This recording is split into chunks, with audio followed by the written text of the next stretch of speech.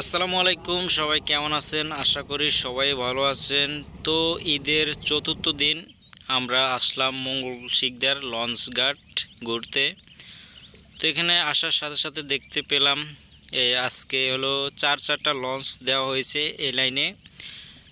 আমরা আছি হলো ভোলা চরপেশন এই লাইনে, যে লাইনে চারটা লঞ্চ দেওয়া হয়েছে ঈদের পরবর্তী দিনগুলোতে।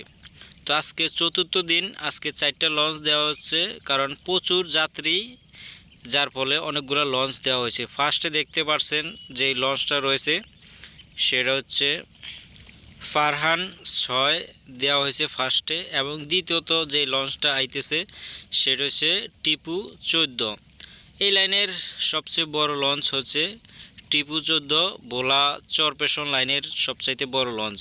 দেখতে পাচ্ছেন ফার্স্টে যে লঞ্চটা দেখতে পাচ্ছেন সেটা আসার সাথে সাথে এই যাত্রী নেওয়া হয়ে গেছে যারা আছে তাদের জন্য।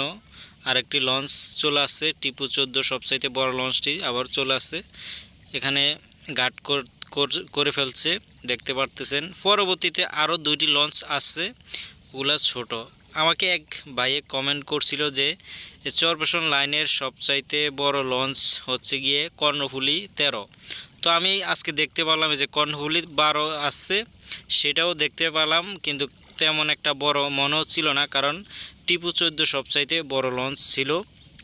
দেখতে পাচ্ছেন দোনোটা কিন্তু এখন পাশাপাশি দাঁড়াবে, আপনারা দেখতে পারবেন। এভাবে যাত্রী নেওয়া হইতেছিল, প্রচুর যাত্রী ছিল ঈদের চতুর্থ দিন আজকে।